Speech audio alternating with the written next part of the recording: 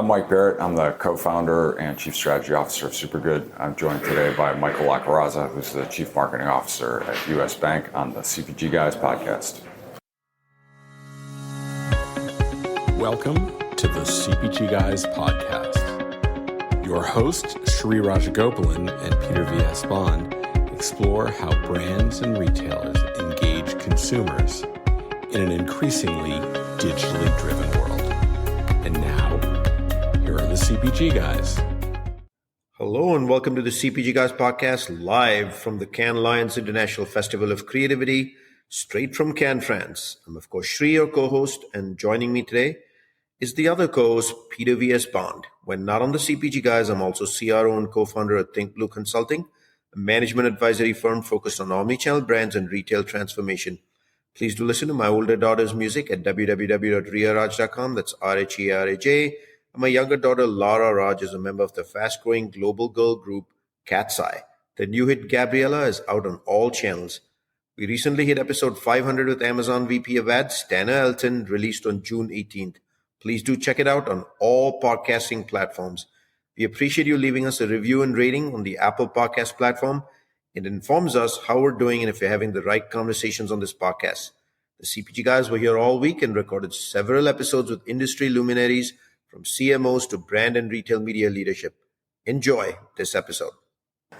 And now on to our guest today. Let's welcome Mike Barrett, co-founder and chief strategy officer, Supergood, and Michael Lacorazza, CMO of U.S. Bank. You have two leaders who both mastered brand building, modern strategy, and performance marketing, but from very different industries. This is a chance to explore where consumer brands and financial brands actually intersect and what lessons they can pass on to our industry from each other. Mike and Michael, welcome to both of you on the CPG Guys. This is the second financial guest to actually appear on the show because we go to CAGNY. We work very closely with Wall Street. And we have Nick Modi, one of the analysts from RBC, on our show pretty frequently evaluating CPG stocks. So welcome to you both on the show. Thank you for having us. We'll, of course, include your LinkedIn profile, Supergood and U.S. Bank Brand's website and LinkedIn pages for our listeners to access in the digital liner notes of this episode.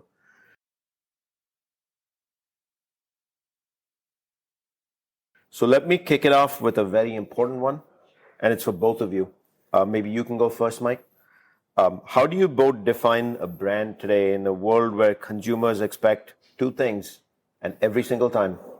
Meaning, value, I think and measurable value. Definition of a brand hasn't changed much. It's still the relationship that people have with a company. However they experience and express that relationship, that's what your brand is. I think what is changing is how those relationships happen. And I think one of the most interesting things about being alive right now from a marketing perspective is the way consumers are using media as an operating system to engage with brands. And I think if you're a brand right now and you're thinking about your relationship with customers, programming content into an operating system that they're using to engage with your brand, other brands, is something that increasingly brands need to be doing. What about measurable value? There's no question that there's more pressure on measurable value now than there has been at any point in my career that I can speak of. And whether you're measuring that value in terms of soft metrics like awareness, consideration, preference, or whether you're measuring hard ROI measures, because of the explosion and proliferation of data types, there's never been a more intense focus on proving the value and making the business case for every single marketing activity that you take on as a brand. You as well, right? The same two things. Consumers are everything to you guys. And in a world where they expect both meaning and measurable value, how do you think about that? We think about it on a couple of different dimensions. And first, I fully align with Mike's assessment of the meaning of a brand is still the meaning of a brand. And what has changed is the expectation for how you deliver that. And the first lens that we think about it through is, what's the experience that you're delivering? What's expected by your customers? So we have both a physical channel delivery in the form of humans, and right, and a virtual channel delivery, people's apps, mobile web, and so forth, and getting that the combination of those things is really critically important. it's interesting because there's a lot of maybe perspective that in financial services and banking that no one goes to branches anymore or cares about having retail branches. It's actually not the case. People want to have that physical connection, especially for getting advice that might be a little bit more complex. And then I think the second way I think about it from a marketer perspective is how you tell your story in the most compelling way that explains through the customer experience how you're going to deliver that value is foundational to building and maintaining a strong brand. No kidding. I find myself at a physical branch at least once a quarter for something that I actually cannot do in the app or in a online mechanism. Shri, I went to a bank branch last week to get a stack of $2 bills. I can't do it anywhere else. You got to tell the story, the white $2 bills. Oh, because they're just great to give out as tips wherever you go, because you always remember, oh yeah, somebody gave me a $2 bill. They're great to hang out. Yeah. That's fun. I once had a friend in college, and at his wedding, he threw a stack of $2 bills out into the crowd for everybody to scramble and get off the floor. I love that. That's a good story. Mike, this is, by the way, to both Michael and Mike, thank you for joining us today. We're really excited to have you on the podcast. Mike, my question to you is, how do you balance emotional storytelling with performance pressures in your respective industries? So I think that the balance between emotional storytelling and performance is sort of a false dichotomy. I think that the best performing stuff is the stuff that generates an emotional reaction. Is that is an integral component of building loyalty? There's no question that it's not just building loyalty, but it's also building openness to becoming a customer when you enter the buying window. Right? Okay, so at the point of market entry, so to speak. So particularly in high consideration categories, consumers get overwhelmed by rational information. And when human beings have an overwhelming amount of rational information, they make emotional decisions. That's just what they do. And so the role of emotional storytelling is to get people comfortable with the brand. That's how we see it working across really high consideration categories like financial services, like automotive, where a consumer may not have the time and energy to drill into every single rational proof point that goes into the choice of a car or the choice of a bank. But what they can decide is who they feel comfortable with, who they trust, who they like, and those things become really, really important in driving performance. Very good. Michael, I want to ask you that exact same question. Emotional, because again, high consideration, selecting a bank, developing a relationship, hopefully lifelong relationship with y'all. Emotional storytelling has got to be a very big part of what you do. 100%. That's 100% accurate. When we think about our category broadly, that it's easy for brands, and you see examples of this where we might just focus on the product features and the benefits, and that's super important to be able to communicate. But what's underneath it all is it's the emotional relationship that people have with their money that's behind the choice. And so if you find yourself able to get in and communicate how you're going to help people have a healthy relationship with their money, and that you're the trusted choice for them, and that you have the right mix of products and services to enable that, you've got a huge win. Mm-hmm. And then, so let's say the emotional storytelling starts with, hey, how do you have a healthy relationship with your money? And then the consumer decides to become a friend of the bank, actually opens an account, multiple accounts, develops a relationship. Do you continue that story over the course of the partnership that, hey, having a healthy relationship with money is important as they continue to do business with you, or is it a one and done? No, it's for us. It's a long-term endeavor, and our business works best when clients stay with us for lifetime for sure, right? And if you can start that relationship early, even as a student, or even maybe as a teenager, and they're part of their parents' account, and they can evolve into adults in their careers, that's where the the lifetime value of that relationship for us is really powerful and important.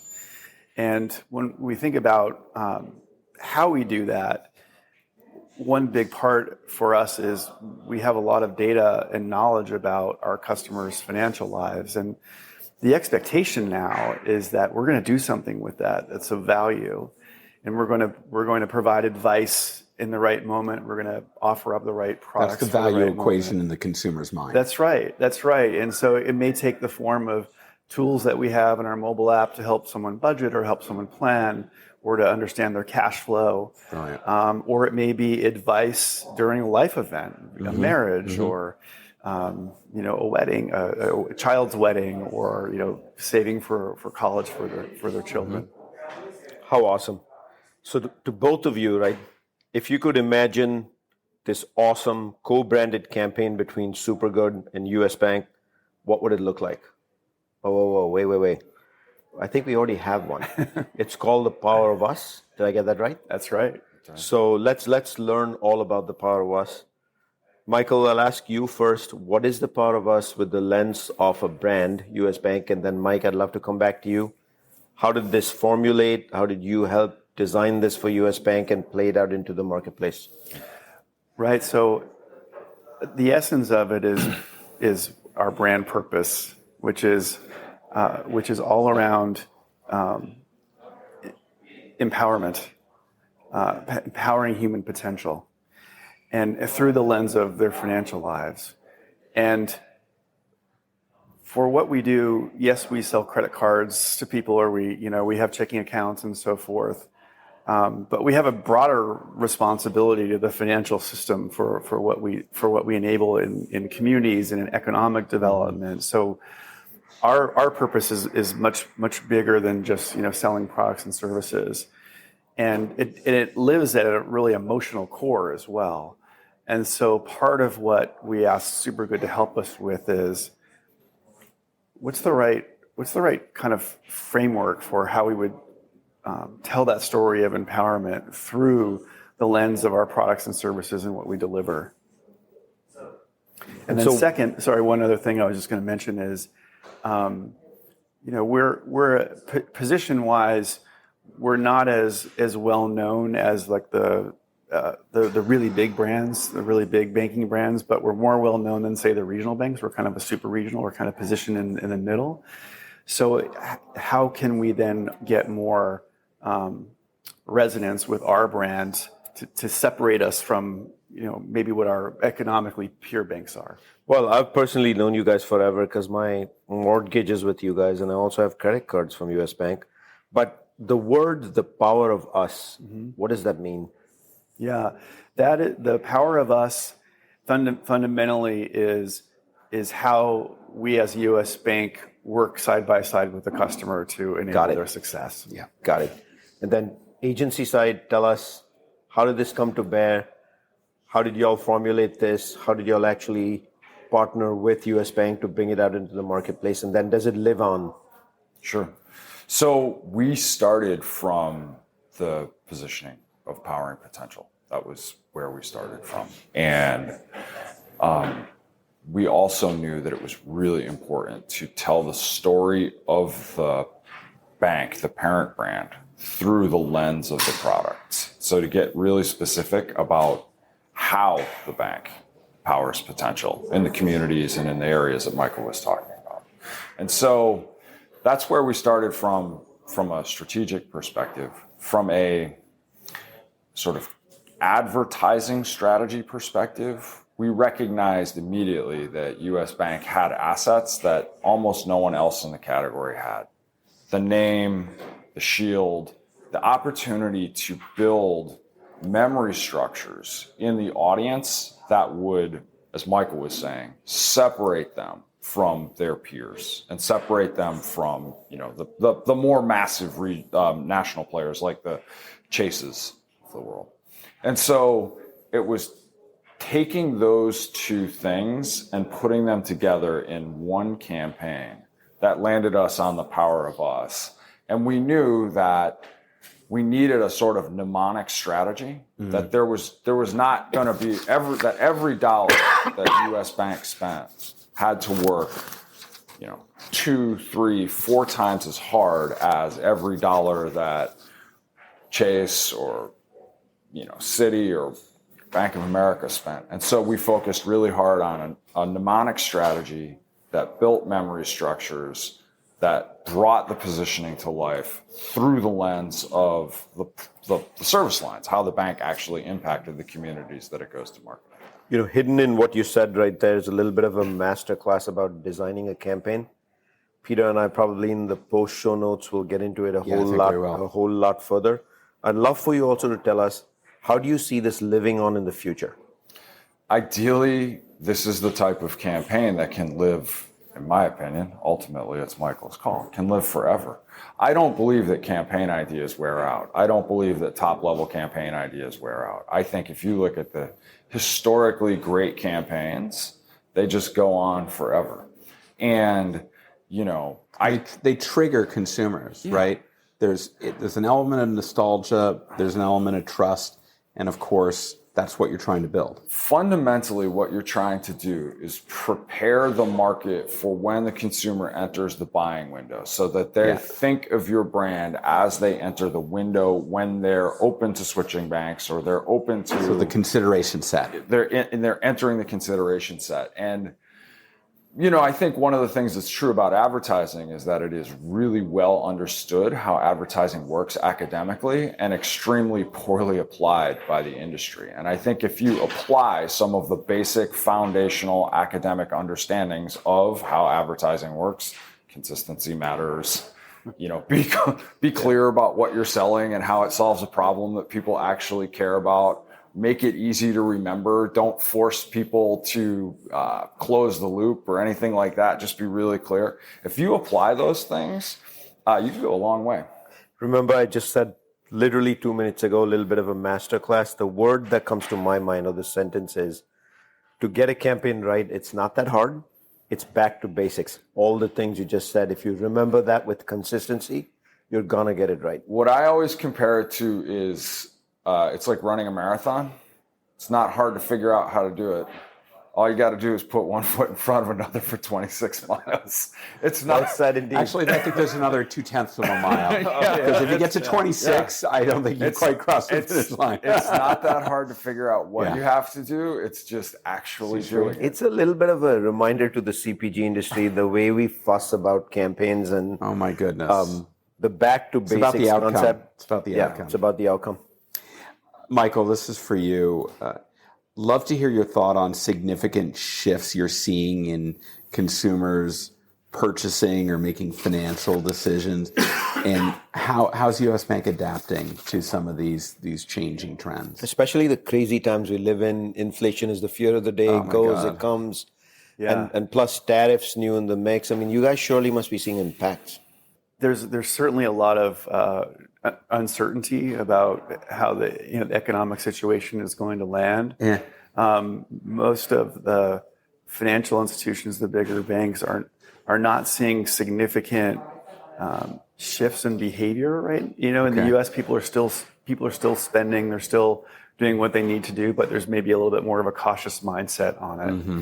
And we're not a business that is directly impacted by tariffs because we don't have like sort of this supply chain production type of manufacturing thing. But certainly if there's upward pressure on inflation and those types of outcomes, then they will put pressure on the consumer and on businesses for how they allocate capital, how they hire, and so forth. But so far, we're not seeing like significant shifts in that in terms of what's been publicly reported. What's interesting too about your question is there's a component of it that just hasn't changed, that people really want great advice and they want a fantastic customer experience. They want to manage their money well. The choices that people are making are different now too when you're in a higher interest rate environment. Now things like CDs and money market accounts, and you're getting interest on your money, where it used to be it was zero. Hasn't happened in a long time. For quite a long time. So you see, money flow shifts into money market funds and those types of things in terms of where how the asset classes play out. and we have to be there to service that and accommodate that.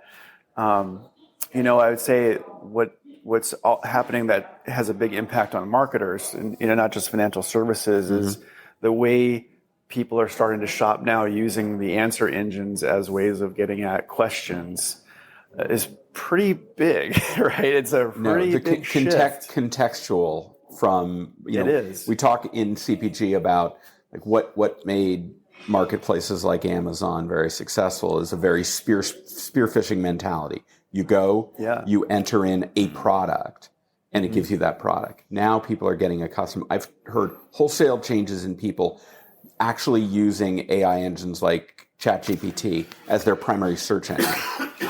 And that's now providing contextual, what we would call moving search from being very vertically focused to being very horizontally focused. Like, why don't we go into a grocery? Why do we always go to a grocery store to shop for a 4th of July party? Because they set up a nice 4th of July section with all the products there. If we tried to do that in a traditional search engine, we'd be sitting there adding items to basket it's not worth it. Right. But now we can change that saying, I'm throwing a 4th of July party. Give me all the products I need. That's a great metaphor for it. And so a couple of examples that come to mind, the customer experience, like people would go to Google search and then they would say, okay, well, here's a series of links. Yeah. Now I've got to go hunt and find the answers.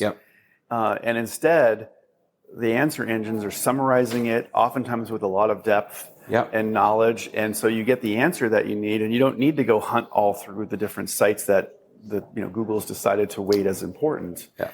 And I'll show you a little bit of insight in our own business. Is we're not seeing, in this initial phase, traffic declines to our website, to like our main core pages. People are still coming to get information and to transact and do what they need to do with us. But there are some like secondary pages where we're not seeing as much traffic. So as an example, which used to be kind of high volume for us. They weren't necessarily important to driving the business, but they served a purpose. So for example, people want to know how do I get my routing number and account number? And we had a page for that, and it was super well optimized, and it was on the first page. And we got a lot of traffic because people would just go to Google and ask that question. Well, now they're getting that answer from the search, from the displayed right in the results. Right in the results. So they don't have to click. They don't need to click. They've got the information. That's right. They don't need to click to come to our site, and that's okay. As long as they're getting the answer that they need to do business with us, then we're okay with that. That is awesome. I am tempted to ask you, Mike, a little bit of an offshoot of the question we asked Michael on the consumer shifts. As an agency, are you studying consumer shifts, demographics, habits, purchasing habits all the time? Is it a few times a year? Like, how do you stay abreast of this? Well, it is the most important thing we do. I mean, our role is to connect brands with consumers, and we can't do that unless we understand consumers and we understand brands. We have a number of different ways that we do it. The way that is most persistent and that we get the most traction both with our internal teams and with our clients is we create consumers out of data. So we have a massive data set with tens of millions of data points on hundreds of thousands of consumers in the U.S. And we animate different consumer segments using AI so that you can just talk to them. And so we talk to synthetic representations of audiences all day long, every day. When you come to work at our shop and you log in, one of the things that you can do the first time you log in is fire up an audience insights engine and just start talking to people. You can talk to, the young affluent, mass affluent, high affluent target for U.S. Bank. You can talk to a representation of them. The data's refreshed weekly, so we're able to talk to them about things that are happening. We're able to talk to them about some of the stuff you were talking about earlier. What's the impact of interest rates? Or what would it take to actually move you? So it's like a live focus group. It is like a long-term, ongoing focus group conversation that you can just have whenever you want. You can show them ads and ask them what they think. You can show them competitive ads and ask them what they think about those. You can ask them about the relative likelihood of moving based on what they're seeing. Fundamentally, we are always trying to answer some very specific questions about consumers. Who are the best ones for a particular client? How do they make decisions? How can we influence those decisions? And understanding everything that's going on in their lives helps us answer those questions. Of course, we do more than just synthetic representations of audiences. We're always staying on top of consumer trends, but it is the most important thing that we do. Let me remind our audience that we're speaking with Mike Barrett, co-founder and chief strategy officer at Supergood, and also with Michael Lacorazza, CMO of U.S. Bank. Now, I want to come back to what you had just spoken to with AI. AI in the industry has some great outcomes. We're already seeing, both you and Peter have already given examples. But AI also has a notorious reputation now for deep fakes, and the word I want to use is the trust component. So let me ask you first, but I would love to hear an agency perspective as well. How does trust play a role in the brand narrative for U.S. Bank? And then how do you earn it? How do you maintain it? All of that. And then given that we have such a large brand audience who are also encountering AI every single day, what is your advice on AI? How does that trust get created? But first, let's hear what does that word trust mean to a financial institution? It's core and foundational to everything. Warren Buffett once had a quote that it can take you 30 years to build a reputation when you can lose it in 30 minutes. And so at the core, if you're doing business with a bank, you have to trust the bank to take care of your money and to take care of your needs. So it comes in several forms. The first is the data that we have on our clients has to be kept really pristine and protected. Mm-hmm. There are bad actors in the world that are constantly trying to scam people and steal their money, and right. So we play a role in helping inform our clients on how to avoid those kinds of situations, right? Because so it's often kind of user initiated when these scams happen, right? They're not hacking into our systems. They're doing it kind of social engineering and so forth. And then I think it's just how you live it. It's if you have the customer front and center and your values are customer centric, and every day you're making decisions that are about doing the right thing, then you should get the trust back because you're doing the right thing. Understood. And then the word AI, is that a scary thing, or at this point have you said I have to adopt it and figure out how to make it work? It's not. I don't think that see it as a scary thing so much. It is definitely a disruptor, and no one has the answers for how it should be incorporated into your business and into your customer experience. Every marketer, every company is at maybe a different stage of development. Some are more ahead, some are more behind. We're in a stage where we've outlined where we think the big use cases are for us around within, say, the marketing analytics space around automation, content creation, acceleration, insights and customer experience. So one example is we can now near real time understand what's happening in a phone call with the customer. Have the AI do that analysis instead of relying on surveys, and that gives us insight to go back and improve the customer experience, or maybe even predict why someone's contacting you. As an agency, what does that word mean to you, AI? Opportunity. We are an AI native agency. It's at the core of our business. And I think what is important for us to communicate about AI first and foremost is that it is in no way, shape, or form enough. AI is great. AI is relatively evenly distributed now, but it will be even more evenly distributed in the future. And, what matters more than AI to us is our data strategy. If you look at how we invest our money, we invest 4-to-1 data to AI. Wow. And what matters more than our data strategy is the people that are using it. AI we see as a tool set. And it's a tool set that's going to be used by people. It's going to be used to work faster and more effectively, just as other forms of technology have allowed us to work faster and more effectively. It's not magic. It is disruptive. And what I tell particularly the young people who work at Supergood is there's an analog for what's happening on the creative side right now, and it's what happened on the media side during the shift to programmatic. So I was working on the media side when media buying shifted completely to programmatic. And yes, there was a technical disruption, and yes, there was a whole bunch of business model disruption. But what there also was, for younger people, was an opportunity to just jump rungs on the career ladder. If you embrace it and you make change work for you rather than against you, it is an amazing time to be doing what we do. Michael, I'll tell you, 5 years ago when we started this podcast, and Sri chose to part with me, and your Warren Buffett comment, he lost about 95% of his audience trust, and we've been working for the last 5 years to help him recoup it, but that's okay.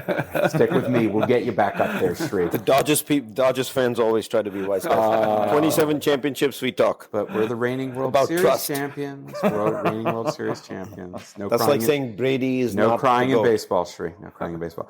Michael, would love for you to share advice to our audience of CPG professionals about what they can learn from financial services around loyalty and long-term customer value, which seems to be the core component of the financial services sector.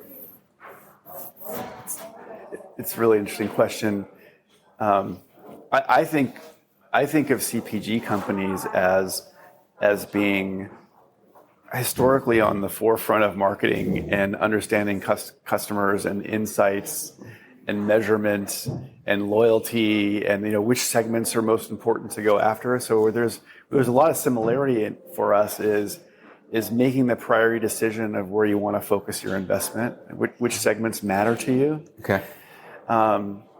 And that's if you're able to do some math and quantify the economic value of the various segments, it helps you make some of those decisions with a lot more confidence. Okay. For both of you, ROI. Significant pressure for short-term ROI, short-term metrics. Tell me tomorrow morning how my campaign is doing. It's a world right now where brand marketing, because of the data availability that you already spoke to, Mike, where the ask is, give me the metrics instantly. So what are those go-to KPIs that you as an agency make available to U.S. Bank? And then what are those go-to KPIs? Maybe we'll start with you. What do you feel are those KPIs that would make you feel that as an ad is placed and a campaign is placed out there, it's actually delivering on the money for you? There are layers to the measurement, and some aspects of what you do that may be more performance marketing, direct marketing, have a bit more deterministic way. So like of impressions, clicks. Well, so what I would say is like impressions, clicks are more kind of operational. They're not really KPIs for us. So for us, it would be, say, on the retail side of what we do, it's accounts and balances. So it's both a combination of the volume and the quality of the new clients that you're bringing in. For existing clients, it's how we are deepening those relationships. Are we serving across a broader set of needs? Those are kind of the big outcomes. And then, we have economic values attached to different types of relationships, right? So that's at the core. And then, we have tools like a media mix model that can, measure or estimate, best estimate of the economic value of brand investments that don't have the same kind of, linear connection point into the behavior. So the layers of it are typically, like for us, the performance and product marketing, and when you've got affiliates and search and those kinds of things that are more, you can see the behavior more directly, you can measure those more directly. And then for the mass market type of investments, you need to model that, and you need to be able to kind of trust it to help you make the decisions about your investments. Double clicking down on that, because you brought up marketing mix modeling. Yeah. Do you think about this concept of multi-touch attribution and what are the right points on the journey that will drive to the ultimate outcome of building that long-term relationship? And how do you approach that? Yeah, and it's funny because as I've lived through this, I've worked over the years with multiple different kind of the last touch attribution, multi-touch attribution, first class, media mix model, all these kinds of things, right? And what I found is that they each have a series of trade-offs. Some are more effective than others. So there's no silver bullet. There is no silver bullet. You need a combination of things. So in our case, I think, we have sort of the more lower funnel performance metrics type or performance, investments where we can get a really a more deterministic view. Like say if you're doing direct mail, you have control cells, you know what the lift is. Like you get a really good sense of how that's performing. And then more for the upper funnel, where the media mix model piece comes into play. And then the other piece is that a lot of marketers forget sometimes is that you have to be doing constant experimentation to train these. Testing and learning. Because it's never a set it and forget it and then the model will just keep. It's not a Ronco P11. No. Right, exactly. It's not a shake and bake or whatever. Like you have to keep. You have to keep learning and experimenting and match market tests and that type of thing in order to get the insights. And then agency perspective, KPIs, where do you go first? KPIs are always client dependent. So there is no one size fits all. And it's client dependent in terms of the KPIs the client needs. And it's also client dependent in terms of the KPIs the client wants from the agency. So most clients over the years, and in particular, most larger clients have migrated to a model where their first party data stack is the best data, period, full stop. And so what we find ourselves in a position of doing is being ready to give clients a full funnel measurement of everything that we're doing. But what we wind up doing mostly is using those to drive hypotheses that we then go and test and market, or to fill in the blanks if for some reason they don't have a specific set of data or something like that. But generally speaking, what we use our data for is generating hypotheses, generating ideas that we then bring to clients and say, hey, what do you think about this? And we'll use their data as the data of record to optimize the campaign from or to make decisions from. To build on that, just one other point is one of the things that I learned over the years through my kind of career of marketing, different categories and so forth, is there's a huge part of your success is how you partner or how you work with your business partners that you're serving at the end of the day. And the language that you use and the metrics that you use and those outcomes need to be aligned. And so that's why for us, the business metrics is where we start. And a lot of marketers maybe will see the world kind of through their lens on the behavioral indicators like clicks and views and look at how many impressions we got and the business. But you already called that operational. Yeah, they're sort of operational. And the business. If you lead with that language, the business kind of looks at you like you're from Mars. But if you lead with here is the economic value of what it's producing for you and why, and here's what your investments are getting you, now you've got a shot, right? Now you've got a partnership. So my latest trend obsession is understanding doom scrolling and people just swiping through all theirs. That's mine because it's just so fascinating to me, just how you break through and get a message when people only give you maybe 8 seconds if you're lucky. Love to hear from each of you. I'll start with Mike. What trend is most intriguing to you right now in consumer behavior, in marketing technology or creative culture? What's kind of got your attention? That's a really, really good one. I am going to go with the wholesale shift from search engine-based search to LLM-based search. I think it's so interesting. I think it's the most transformative thing right now. I also think that the conversations that people are having with LLMs are really, really interesting. Using it for therapy. Yeah, or for long form conversations about ideas. I think it's really, really fascinating, and I think it's going to be transformational in a way that we're just starting to grapple with. I mean, obviously, the businesses that have been built over the years on SEO and SEM are going to have to be at some point rethought. I'm not saying I have any answers for how they need to be rethought, but I do think that we need to start figuring that out. But I think that consumer behavior of having human conversations with artificial intelligence is arguably the most interesting thing happening right now. Mike, I was at a conference in Palm Beach last week. There were about 150 people in the audience. I was moderating a panel, and I asked the audience, how many of you are using LLMs? Are you using ChatGPT or whatever as your primary search engine? Over half the audience stuck their hand up. Yeah, that is just amazing. I was talking to a buddy last night who runs an agency, and he was showing me he has an ongoing voice conversation with ChatGPT. He has a relationship about it's about the business. And it's so learning upon itself. And he's just talking to it about what's going on. So every morning he goes for a walk and he has a conversation with it about what's going on in his business. And he was like, it's like 20% usable stuff, but otherwise I'm just, listening to music?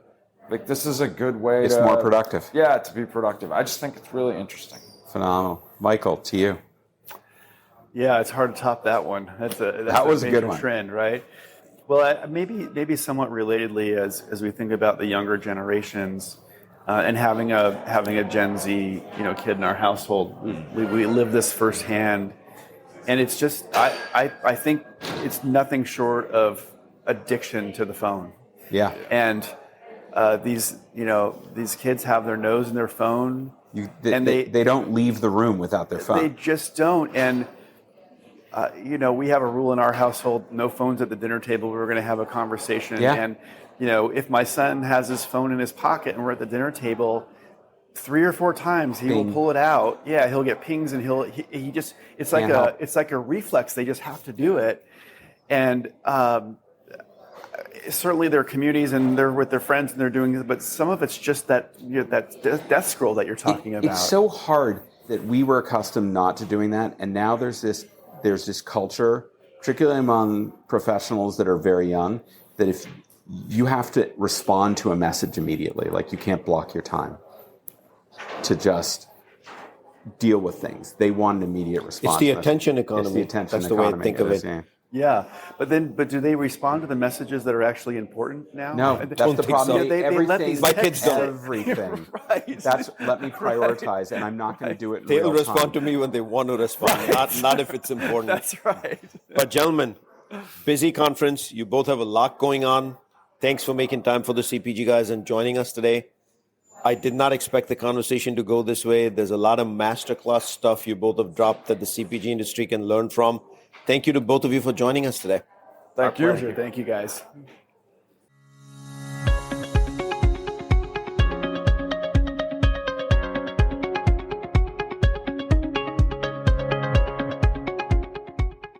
The content in this podcast episode is provided for general informational purposes only.